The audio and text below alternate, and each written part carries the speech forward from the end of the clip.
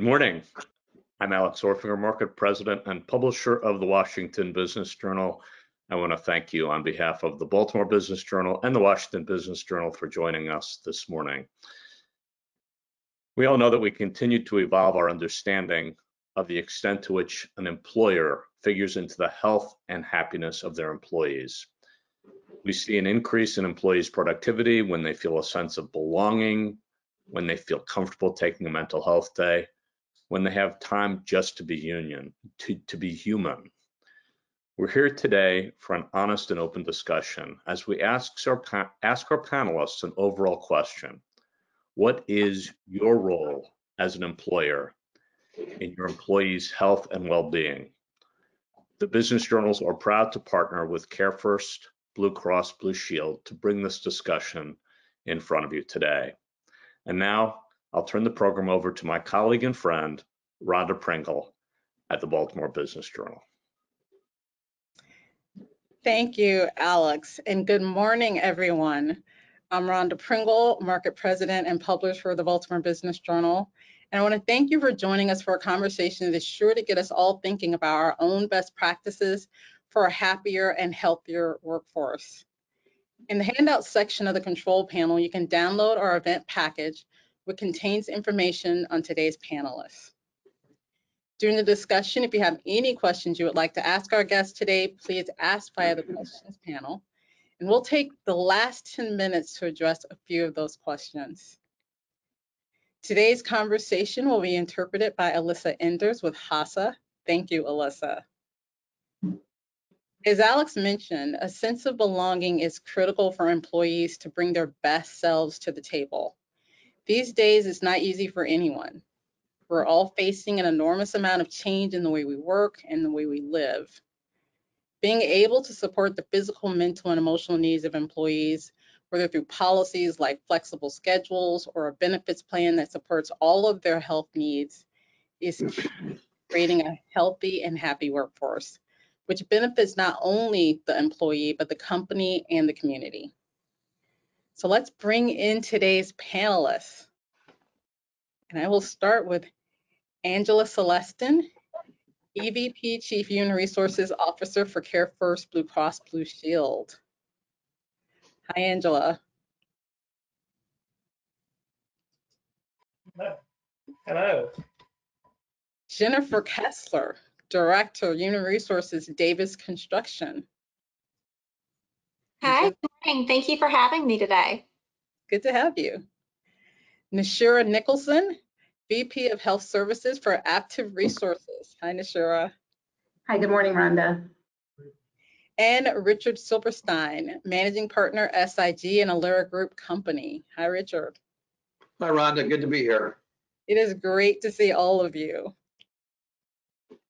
So we have a lot to cover, so I'm going to get started, and I'm going to take us all back for a little bit.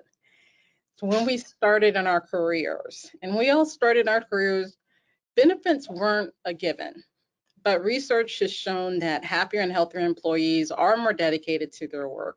So talk to me about the first benefits you received in your career.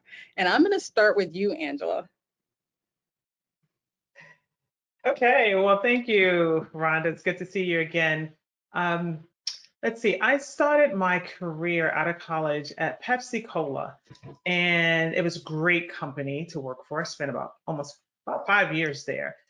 I can remember I was in a plant, bottling plant in Howell, Michigan, if any of you know about Michigan. And I was 22 or 23. And I remember one day the benefits manager, I was a generalist for the plant, came to me and just asked me, are you contributing to your 401k? And I was like, what's a 401k? And she was like, oh my God, you're not contributing to a 401k. She literally walked me into my office, sat me down, told me to log in. I think we had computers back then. It was in the 90s. And she asked me to log in.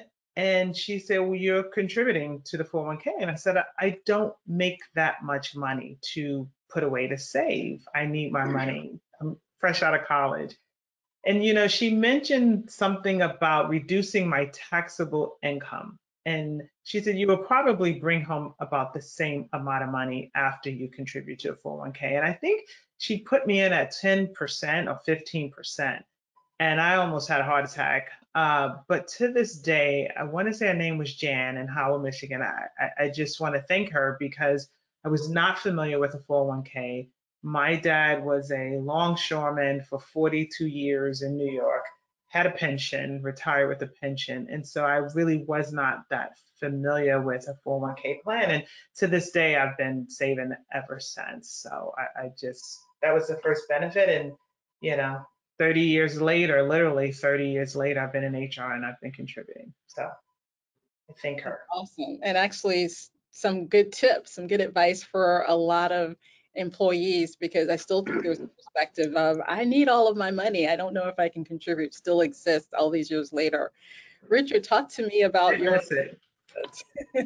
Well, I'm the senior statesman here. So I started in 1981 when interest rates were 17% and the economy wasn't very good. And it was back in the day of a $100 deductible. It was back in the day of no HSAs. And I was healthy, young, and single. And I really didn't, think much about benefits back then. But as I reflect on the best benefit I had when I started in business was I had a great manager. I had a great mentor. And so when I think about how important that is today, that was probably the best thing I had was going to work for a healthy culture back then. But in terms of the benefits, everything was low cost, one option. You had to roll in paper, right? I was back in the day of the dinosaurs. Jennifer, how about you? I was very blessed when I graduated college and started my career. I worked for a brokerage firm, so obviously benefits were at the forefront of their mind. And I had a great benefits package. I had a health savings account, I had a 401k match, and the beauty of it is I worked for HR consulting. So I worked with a lot of our clients, educating them on their benefit plans.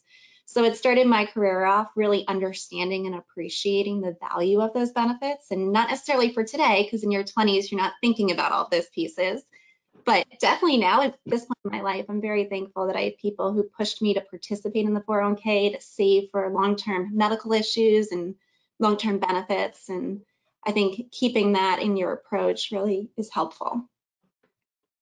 It really is. And I think you mentioned something that stands out, which is a lot of the times when you're in your 20s, you don't really think a benefits plan is important. Talk to us, Nashira, about your starting benefits plan. Similar to Angela and Jennifer, I think when I thought of a benefits plan, it was really around medical, dental, but I did have 401k as well. I started my career with Arthur Andersen, which is no longer here, as many of you know, but they did have pretty good benefits for a recent undergrad, ones that I probably took for granted in terms of my ability to volunteer and use my time off to support causes that were important to me. I didn't consider that as a benefit at the time, but as my career progressed, I realized being able to use my time off for activities that were important to me and part of my well-being were pretty critical, I think, and part of my success and understanding the balance between working as well as health and my professional growth. Thank you. I think that this past year has made everyone have a renewed focus on mental and physical health, and that includes employees from every age group. It has been more focused in on the benefits. So what changes did you make to your workforce policies and or benefits plan to better support your employees' healthcare needs? And I'm going to start with you, Nashira. One of the things that we experienced at Aptiv over the past year was significant growth during the pandemic. And so we have a geographically dispersed workforce. So going to a telework policy more quickly was important for us and necessary really for us to continue to support the needs of our clients as well as our growing workforce. So I think we've already allowed people to telework, but really making that a core part of the way that we deliver work was significant.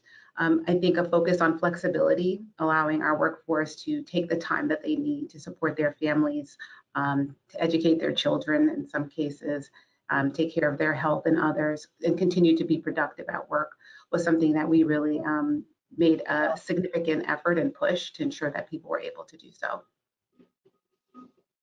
And Jennifer, how about at Davis Construction? What workforce policy changes, benefits that you changed? Yeah, very similar. We had a lot of pieces we had to look at with remote work when the pandemic hit. Being in the construction industry, we have employees who are working actively on our project sites, and then we have employees in our corporate headquarters. So we had that added challenge of being able to balance that remote work piece while also supporting our project teams on our project sites. And what it did is it actually allowed us to work with our employees to understand what was working well and what the challenges were to implement a formal flexible work policy. And that's helped us tremendously as we're getting more back into the norm of our schedules, but also keeping in mind that we need to be flexible with our employees and focus on a multi-generational workforce, which everyone has different needs at different times. So constantly looking at those policies and revamping them as we need to be able to support all of our employees across the organization has been at the forefront. How about you, Angela? Yeah, we did similar things, and we added a few programs to support whole health. One program that I'm pretty proud of is we launched what was called a CareFirst Cares Fund, and this was a disaster relief or a financial hardship relief fund that where the company seeded some dollars to get it off the ground, but our employees also donated to this fund. And these employee donations have had a significant positive impact on our employees who have experienced financial hardship. We've been fortunate, 95% of our employees have been working from home, but many have partners and spouses who may have lost their jobs during the pandemic and have fallen into some financial hardships. And so this fund, it's there for employees when they need it. We have a third-party vendor administering it, and it's gotten some real positive feedback. So that's one thing that I'm pretty happy about. I would say the other thing is, we started partnering more with behavioral health providers to help prioritize CareFirst associates when they need to visit a behavioral health or mental health provider. And so we focused on a few in the geographies that we do business in so that our employees can receive care timely when they need to. So that was an additional kind of an add to our benefits program that we think has gone a long way and will continue to go a long way. Sounds great. Richard, talk to us about what you're doing at SIG. And then also, in addition to that, if you would also talk to us about how you're advising your own employer clients as they put together their. So I think similar to what you've heard from the other panelists, flexible work, remote work, we had a flexible work environment before COVID, but it just sort of got more formalized and supercharged. And then thinking about how you support somebody with flexible work in terms of resources, setup, schedules, whatever that may be. So that was one thing that we did. I think the other thing is we reinvented our culture with our culture committee, and sort of how do you keep a good culture and how do you have a more active engagement of more people in terms of thinking, what does culture look like, a good culture look like in a remote work setting? And then we added a couple enhanced benefits given the virtual world that we're in with enhanced physical therapy that you can have virtually, and also more enhanced mental health programs so people can have easier access and better access to mental health, since as we know, the mental health providers were overwhelmed with people that had a need. And then to your point about how we're advising our clients, I think as we all know, it's not a one size fits all, and everybody has a different culture, a different demographic, a different workforce. I encourage everybody to participate in the BBJ Best Places to Work, because you get great data to know what are you seeing and hearing from different demographics, whether it's somebody 1 to 3 years on your staff or different different roles. And I think it's just looking at that data and seeing what's important and benchmarking against other firms and also your competitors. Believe it or not, pet insurance, everybody adopted a pet during COVID, and now pet insurance is a big deal from that standpoint. We have a lot of people that accrued a lot of PTO and unused PTO, and there's a company called PTO Exchange where you can now allow your employees to monetize that. So everybody's looking for newer benefits, different benefits, making themselves unique compared to other competitors with the war on talent. Are you finding that more employers are adding the health savings accounts because of this renewed focus? I think a lot of people already had health savings accounts. I think what people realize, especially with the great resignation, the war for talent, is many companies offer great benefits, but their employees have no idea what they have or the value of what they have. So I think there's a renewed focus, especially in the virtual world, of meeting people where they need to be. Like, does somebody need an app? Do you have young people that want to watch a 2-minute video that can't stand through a 50-minute open enrollment session with HR? So it's really just understanding your workforce, understanding what they value, and then figuring out how to make sure they know the value of all those benefits as you're competing for talent. So you made a great point about competing for talent. And as employers compete for this talent, in what ways are you leveraging your benefits to give you a competitive advantage? And then are you planning on adding any new benefits or resources? Because again, it is that sort of what gives you a leg up. So I'm going to start with you, Jennifer. How are you leveraging your benefits? Yeah, so we offer company paid benefits for our medical, dental, vision, life, and disability. So we have a pretty competitive benefits plan for our employees and really focusing on a broader network. So we are able to explore various options that might work best for them. Our biggest piece is getting feedback from employees. So we maintain a close connection with them and try to understand what's working well, where any struggles have been with carrier usage or anything like that. But also hearing what they may have had at a former employer that we might want to consider at Davis, and something that they may have heard of talking with a friend or a spouse, and just making sure we're really keeping an open mind to other alternatives that could be available to our workforce. Nashira, how about at Aptiv? Yeah, I think one of the things we're doing is really to focus on sharing those benefits early with the people we're recruiting. As Richard mentioned, people aren't often aware of what's available to them and how that impacts their decision making and hiring. So we're really focused on letting those potential new hires understand what our benefits are and that we are an employee-focused organization. We're really focused on maintaining that flexibility that we've been able to create during the pandemic and then so forth. And so we're trying to lead with that. Letting folks know that there are tools that we have put in place to support their needs for healthy, a healthy mindset. We're starting to use things like the Calm app.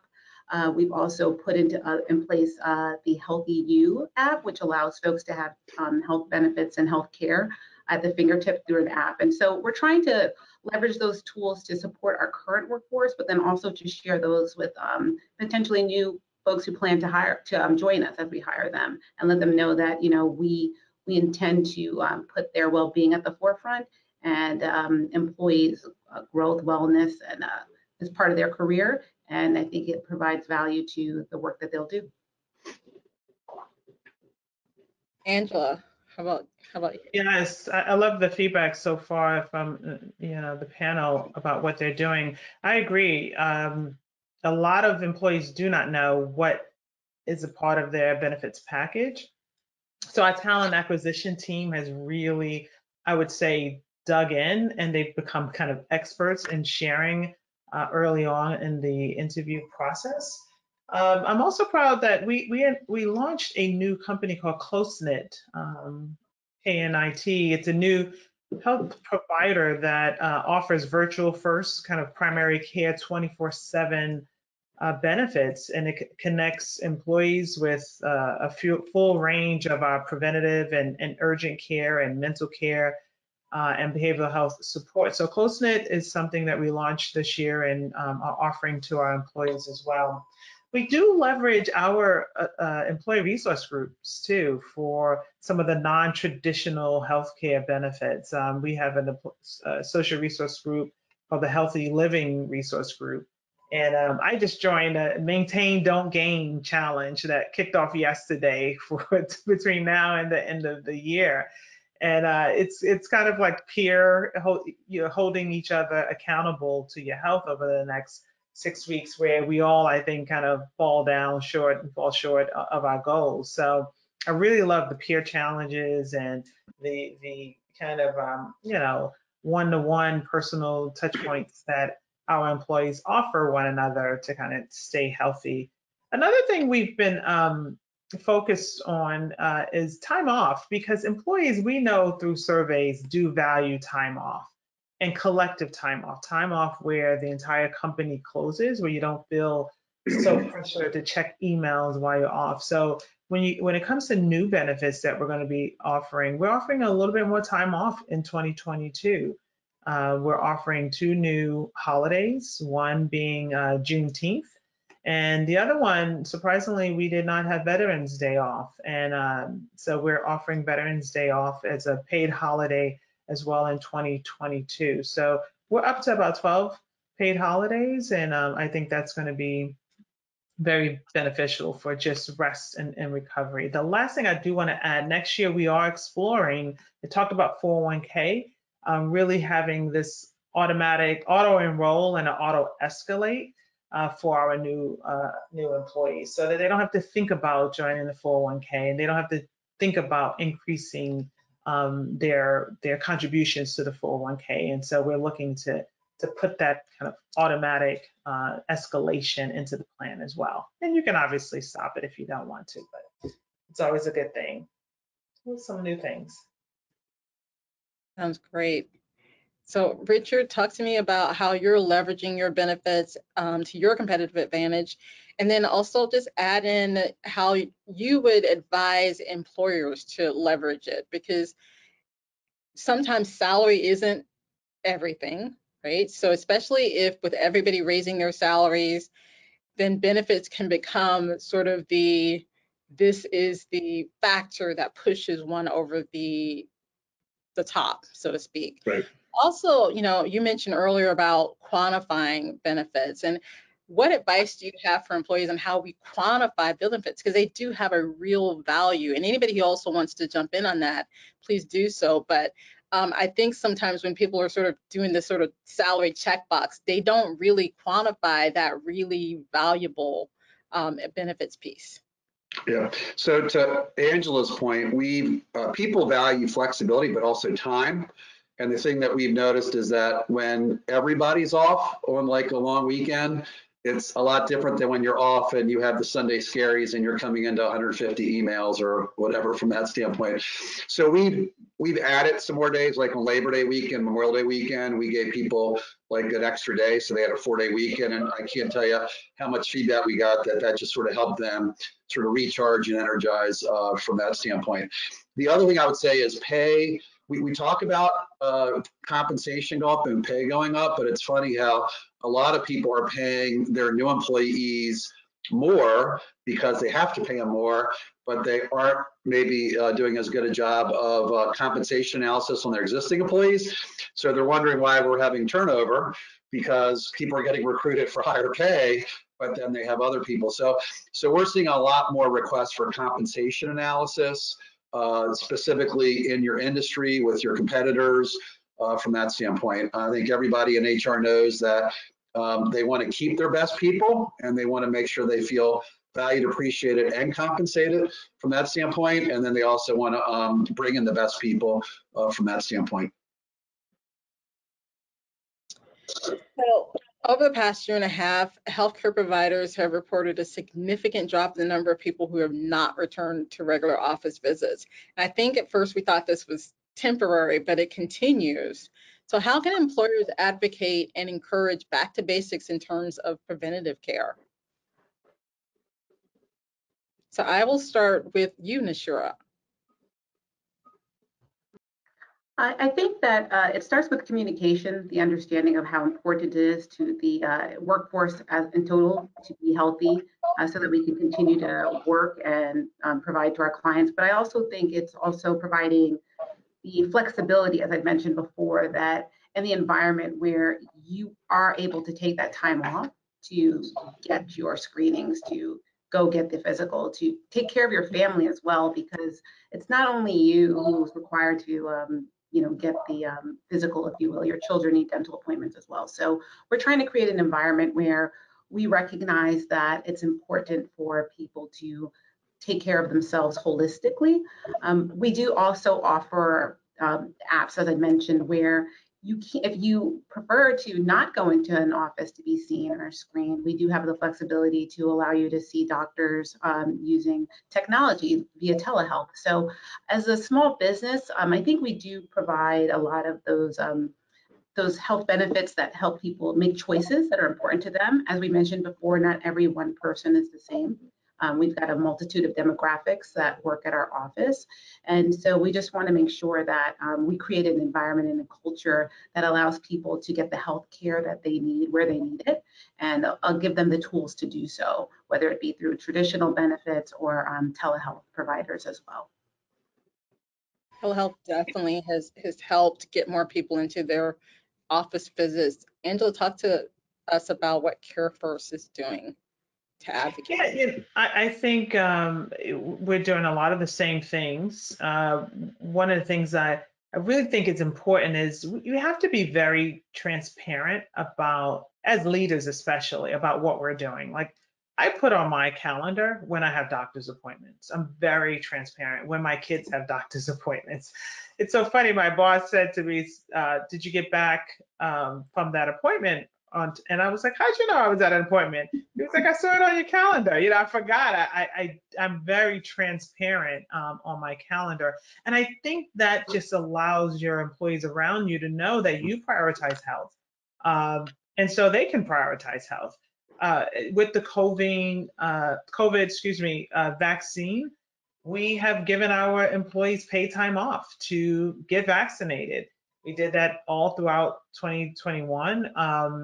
And now with the vaccine being available for the younger children, we have gone back out again and told our employees, you get paid time off to take your kids to get vaccinated. So giving people paid time off to prioritize health from a preventative standpoint, I think is critical. We also just, we do simple things like November is actually Diabetes Awareness Month. And so plastered all over our intranet is a little mini test to see if you're at risk of diabetes or not. I took it. It took me like 2 minutes to do, if that. And so just staying kind of active in that communication, like Nashira talked about, promoting, testimonials where people have said that this preventative care has really saved them. We had a really moving testimonial from one of our employees recently about how being pushed to go to the doctor really saved her life.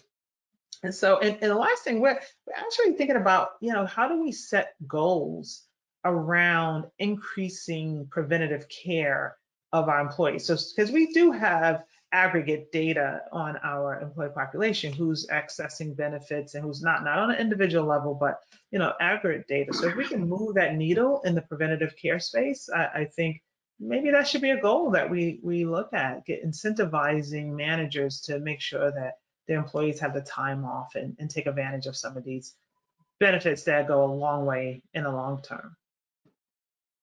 So Richard, how are you doing it at SIG? I mean, it seems like it's a natural fit for a wellness company, but how are you encouraging employees to really take advantage of preventative care?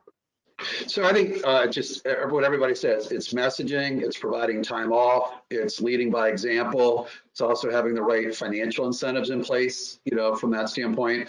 And it's just understanding that the messaging as to how people listen or receive information is different for somebody in their 20s versus their 50s from that standpoint. So it's and then the other thing is, I think people like to hear stories about their own peers and employees. So if there are success stories or testimonials, it's a year-round effort. It isn't open enrollment and you're done. a year-round effort. And then the other thing is the why. I think a lot of our clients that really do a good job on that talk about how this can help healthcare costs not go up. And as costs go up, you're going to share in those increases. If cost goes down, we're going to share in those savings from that standpoint. So I think there's just being more strategic about it versus just just communicating it and then not doing anything else. So Jennifer, how are you communicating? And I do like what Richard had to say about there's two ways to look at it. One is just reducing healthcare costs overall, so I pay less. Everybody could be invested in that piece of it. So talk to me about what you're doing at Davis Construction.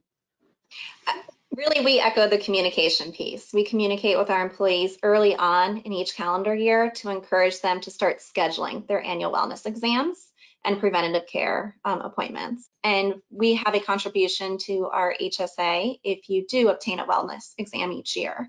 And really, our goal is for our employees to establish a relationship with a physician. We don't want them just going to an urgent care and checking the box. We want to help them find the right medical office or physician that works for them, and we work hand in hand with them on that. The other piece is communication through our insurance carrier.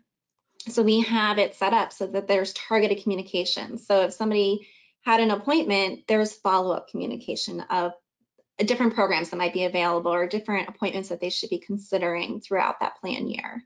So it's really just making sure that people understand the benefits, understand what they should be doing, understand what preventative care looks like at each age group, and really educating them to be able to make smart choices. So what I've heard from all of you ties a lot into the culture you're creating. And I want to just sort of lean into that a little bit before I get to this last question, which is, how do you have a culture that makes it okay to do what Angela did, which is put my doctor's appointment on my calendar, or to even talk about the fact that, I need to take a mental health day. How do you create that kind of culture within your workplaces? Could you talk to us a little bit about that, Nashura? Sure, I think it's important that it starts from the top. Leadership has to really demonstrate those behaviors as well. I know with myself and my teams, people know I walk frequently. So I'm going to take a walk, I'm going to take my meeting, and I'm going to move. I want people to feel that they have an ability to take care of themselves, do what they need to do to de-stress, to be able to come back and focus. And for me, that's movement and walking. I don't want folks to feel that they're in an environment where they can't bring their whole self to work, and that they have the psychological safety to ask for what they need, and whether that be a mental health day, whether they need some support on a large task or whatever that may be. And so I think it really comes from the leadership and what type of environment or culture you'd like to create in your workplace. And if we as leaders are able to demonstrate that, then the workforce knows that this is a culture where they can take time off to distress, they can take time off to take care of their families, to take those preventative care measures that are needed for them to come back to work and be 100%. So I think it really does require us to demonstrate those behaviors as leaders. So Richard, talk to me about the culture you've created and how you've done that, where it says it's okay for me to prioritize health. So about 10 years ago, we went through something called, what's called a ROW work environment, ROWE. There's a book called Culture RX, and we had somebody come in and do a training. And what was interesting, when we went through the training, there's something called sludge. And sludge is where you say, oh, Rhonda's taking a day off, or, oh, Rhonda's doing this, or, in not a very supportive way. And so I think what happens is, over time, you are training your leadership and the managers, like what's okay, what's that messaging, and what you want them to, what our culture is. And I think it's important that as leaders and as organizations, if we have managers and leaders that are not exuding the characteristics of what we want in our organization for our people, then they probably shouldn't be there. And so I had a consultant that says the grass squeezes out the weeds. So there are some people that need to move on and move out if there really are your energy vampires for your people in terms of having a good culture. So I think over time, a lot of people that are best places to work, they weren't always that way, but they brought in people like the folks on the paddle today, and they move the needle. And then once you get there, you don't want to go back, right? Because it is a healthier place, and you do retain employees, and you are more productive. So that's a little bit of history as to how we got to where we are today. And then just engage more people in the discussion, not just managers, but the whole organization. And as I think Nashira said, it's like psychological safety is a big deal. And managers that then understand that, well, they probably shouldn't be part of your team. Yeah, I'd like to pick up on that, Richard. First of all, I love I call them culture killers, but culture vampires, you definitely need to weed them out. When you said something about just making sure that the environment is safe and asking all employees, not just at the top. I think that's critical. That's the piece I want to pick up on. We do survey the entire organization, and we started to hear those things, like I can't take a day off without being stressed, the Sunday blues that you talked a little bit about. So I think asking your associates how they're feeling and not being afraid of what the answers are, it's also critical. We did something called Friday afternoon reset, because when we asked the question about how people were feeling, a lot of our employees said, I can't breathe because of the meetings, the constant meetings in this virtual environment. So we put out over the summer, and we said, you know what? After 12 o'clock on Fridays, we're not going to have any meetings. And that gave people the time to just kind of breathe and focus on maybe some individual work, go for a walk like Nashira was talking about, or prepare for Monday so they're not on the weekends preparing for Monday. So that helped. But then when we asked, well, how did that work for the organization? We still had a subset of our population that deal with customers that could not really benefit from that time, that downtime on Friday afternoon. So it was wonderful for about 70% of the employee population, but for about 30%, we didn't quite hit the mark with that group. So not being afraid to really test things and then listen to the data and then come back. So we need to do something slightly different for our customer facing population. So, I know we talked about, programs that are tailored and more individual to employees' needs. That's definitely got to be the focus. And the only way you know that is by asking the question on the front end and again on the back end. But that has helped, I think, with our culture, really asking, we're seeing much more participation now on surveys, because I think the employee population is saying, oh, they're actually reading the answers and reading the data, and they're going to do something about it. So I think that's also critical. So Jennifer, I want to bring you into this conversation specifically because in construction, it is male dominated. And I think that men more than women tend to be challenged with the sort of asking for the help. So how are you creating that culture where everybody in your workforce from the construction crew feels like it's okay to say, I need this help. I need a mental health day. I need to take care of myself? Absolutely, that's a great question. I think within our HR department in general, we try to have a strong touch point with our employees, whether they're in the office or on a project site. We don't get to see each other every day, especially with restricted numbers in the office and then not being able to go out to the job sites as often. So we want to make sure that when we're talking with somebody, it's, by the way, how are you doing? How was your weekend? What do you have coming up this weekend? How are the kids? How did that appointment go that you were telling me about? And really connecting with them so that they have the ability to communicate with us when they are struggling in one of those areas. So I think communication, surveying through formal surveys, but also a just natural conversation while grabbing coffee and just trying to understand what's really going on in their world. Sometimes you pick up on something that makes you think this could be a broader issue, and we might need to start developing communication or looking at programs to address those concerns. So for us, it's just really spending the time to hear what's going on in our employees' lives, personally and professionally. Thank you for that.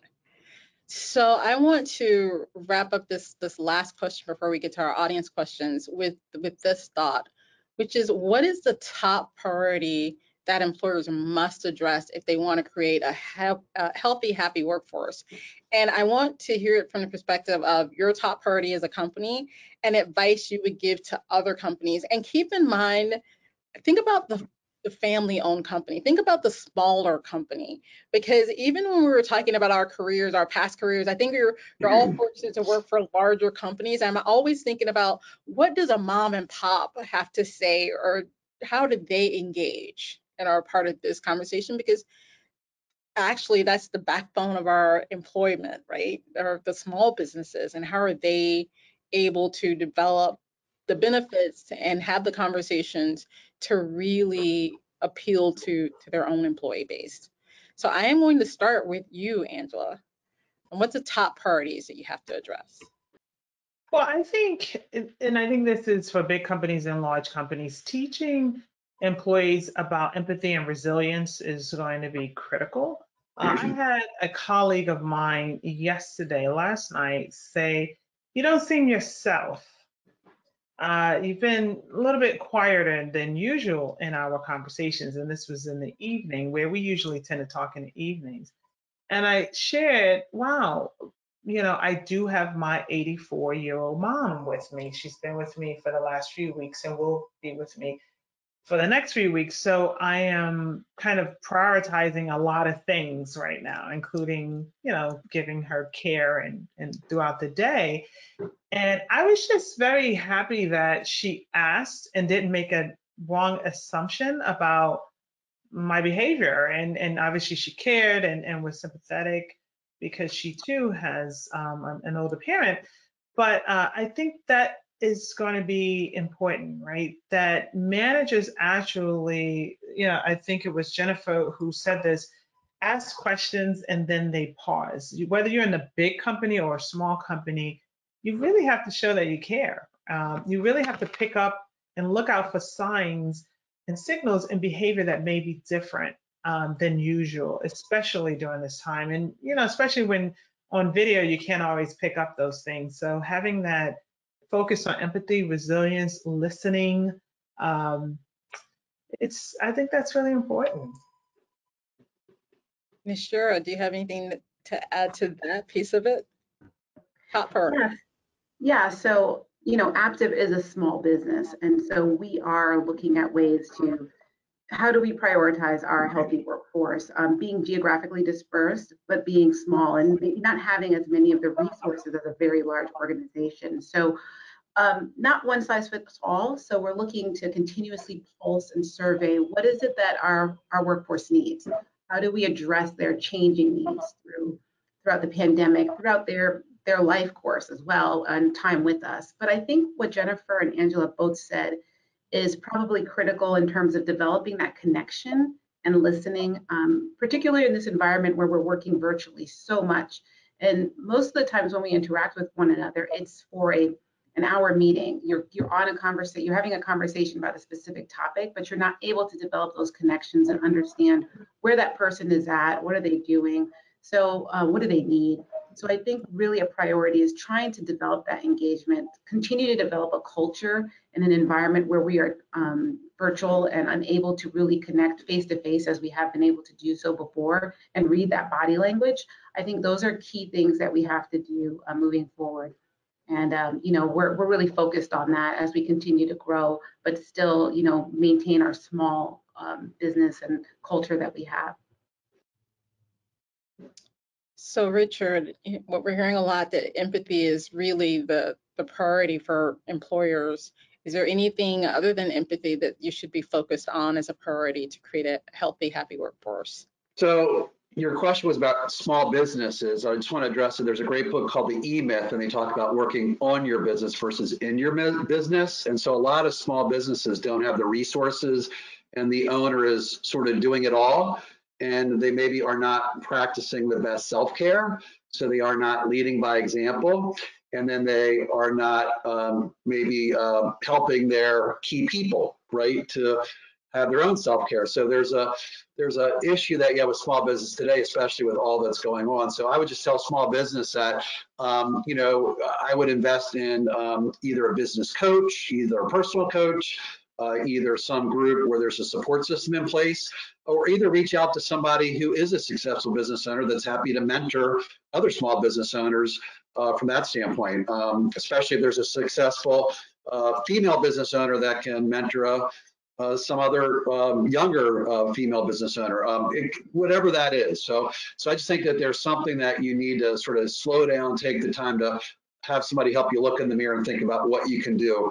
Because if you're trying to do everything for everybody, and I always hear when I'm in meetings that they're like so busy and it affects their marriage and their kids and they're not working out or taking care of themselves, you sort of wonder, well, why isn't your business doing as well as you thought it should be?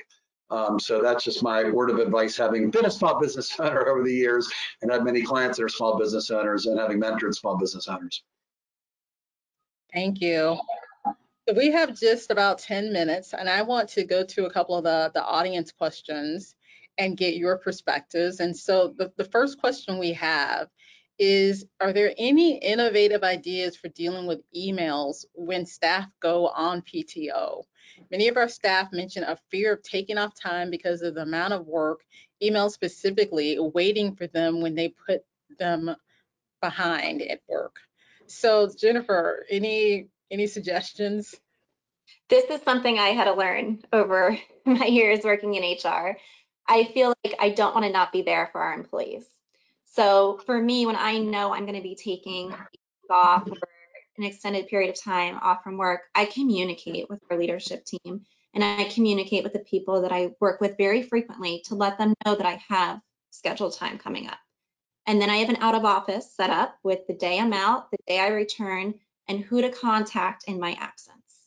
So I know that our employees or situations that I've been handling are taken care of while I'm gone. And then I encourage our teams to do the same. Thank you. Anybody have any other magic tips around the email? And I think part of it, what we also should address is allowing yourself not to answer those emails, because we've all been guilty of putting the out of office on and still answering emails. So anybody have any tips? I think, Go ahead. I'm sorry. I think the upcoming PTO is a good thing, right? On your email tag, like putting it up there a couple of weeks in advance, putting someone in place for you, like literally pulling them out of their job, putting them into your job is a good thing too. So I did that. And then I had one of my employees also went out on leave and she did that. And so I had a new member of my staff meetings. It's great because you get to meet new people, like literally physically saying, okay, you're in charge, you're doing this job for the time being. And that means attending your meetings, reading your emails, having a forwarded or just letting your teams know who to reach out to in your advance, in your absence. And I think that's critical. Just step away and model that behavior. Mm-hmm. Richard, you had something you wanted to add. I read a book once about this, and one of the things that I've put in place is out of office, but I might put in, depending on how disconnected I am, like text me if, like that Friday afternoon I'm off, but text me if you have an urgent issue, right? And you never get the text, but when you do get a text, it is an urgent issue, so they're very appreciative from that standpoint. So again, it's really. To what Jennifer said, it's like if you're going to disconnect, and don't co-enable the dysfunction and send the wrong message to your team, because it's like, oh, she's telling me to disconnect, but she's not disconnected, so should I really disconnect? From that standpoint. That's great advice. That's great advice that I also take, Richard. I will take that advice. So we have another question from our audience, and this is something I think I hear from executives and managers all the time. How are managers navigating the balance for being flexible and understanding and accommodating of personal life challenges with work productivity expectations? And I'm sure you HR people hear this all the time. It's like, we still have a job to do and I want to be empathetic. So how are you balancing the two? Anyone want to take that up? Yes, Richard. So everybody's busy, and I get a hard time for all my analogies, but everybody's busy. And I tell managers that sort of like a one-on-one at least every couple of weeks is like, it's like date night that I had with my wife when I was young and I had kids, and I knew I needed to do it, but I didn't do it. And then you wonder why you're out of sync. And that in-person meeting, that in-person connection, that in-person relationship, seeking to understand and not just going down their to-do list, but really just understanding where they are and how you can support them, how you can help them. And so if you're a leader, how are you doing that for your managers? And then are your managers doing that for your people? I just think it's manager training. The other thing is we promote a lot of people that are successful that should never be managers. So I bet Jennifer, Angela, and Michelle probably know some people that over time have become managers that probably, if you asked them, they're like, I hate managing people. So, I just think that there's that interpersonal connection and then making sure you have the right person in the right seat. Yeah, that's true. So it sounds to me, and I want to go back to you on this because you talked first about the empathy piece of this is how do you balance, I want to be empathetic, but yeah, there are real goals. There's real productivity expectations. How do you balance that? Rhonda, did you say Angela? I didn't hear you. Yes. Okay. How do I balance that? Oh boy, I go back to what Richard says. If you invest in people, they will invest in you and your success and the company's success. I did some stay interviews over the last few months, and the more recent ones, I said, I'm tired of doing exit interviews. It's too late, right? When I call a person, I'm like, why am I doing this? They're gone. So I started doing stay interviews, and I asked, why do you stay here at CareFirst? And everyone to a T was like, it's my manager who was there for me when I was sick, or my manager who was there for me when I needed help to fill in, when I had to do something or went away, or it's my team members that rallied around me. It's never, oh, we got great benefits at CareFirst, which we do, but it's that intimate relationship. That's why people stay. It's the positive connections that they make to either their manager or their coworkers. And so I think that's how you get the most out of people too. These folks aren't just staying and sitting on their hands and just coasting. They're staying and they are busting their butts, and really working hard because someone invested in them or someone supported them. It's like Richard said, you gotta put in the time. You gotta develop those relationships, and then you'll see that productivity stay high. It's so true. People leave their manager, not the company. Yeah, people join companies and leave managers is what I like to open up a lot of my conversations with. Yes, and I love that. Does anybody else have anything that they want to add to that? Because that's such a perfect way to think about this. And even when we think about the benefits conversation, when we think about what you talked about in empathy, at the end of the day, it is investing in your employees. And it's only as important as you make them feel that you're invested in them. Anybody else? Rhonda, one thing is that everybody doesn't want the same level of recognition the same way. Like there's that book, The 5 Love Languages. There's some 5 love languages for work. So we have employees that are introverts that if you bring that up at all hands meeting and you acknowledge them, they cringe. So it's kind of making sure your managers know what your employees' love language is in terms of, do they want a written note? Does that make a difference? Is it a verbal thing? Is it recognition, a team thing? I just think that we have the Gen Z and the millennials, or the Gen Z, it's a whole different world out there as our workforce, and just knowing, having your managers know, how they want to be recognized. Richard, I was going to say the same thing. And just to build on that, it's giving the managers the resources and the support so that they can start to learn how each of their employees and team members actually work best, what motivates them, what excites them, what makes them not want to be somewhere, so that you're creating a very family-friendly and focused environment for them where they feel comfortable walking in the door. It's as if they just walked into their home or their apartment. It has to be that sense of security for them. I also think it's important too that, as you mentioned, Rhonda, there is a job to be done. There's work to be done. And we have to make sure that, our employees understand that we want them to be successful at work. And so we're going to work with them so that they're successful in other parts of their lives. And I think if we have that type of relationship and connection, everyone feels a bit more invested in not only the success of their job, but for their team members, for their company. And then they know that they'll also get that same support when they want to do things for themselves and their families. So I think it's really demonstrating, that we're here for them, but we also know that they want to have a successful career and, successful professional growth. And so we will do what we can to make sure that the team supports them in doing that when they need it. Well, thank you, panelists. We will end on that note. This is such a great discussion, and I hope that our audience has taken some notes about things that they can do in their own organizations. I certainly took a note about the whole email because I am absolutely guilty of answering emails with my out of message office on and constantly doing it. So I am definitely going to lead by example. And I always love hearing the tips that you have for creating a great work culture. We can all take those and apply those to our own organization. So thank you again for this really great discussion.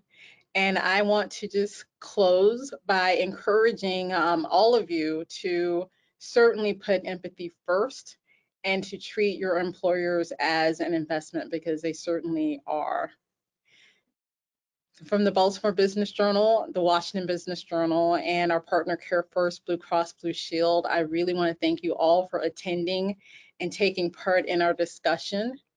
And we hope you remain safe and healthy and have a great Thanksgiving holiday. Thank you. Thanks, Rhonda. Good seeing everybody. Thanks. Thanks.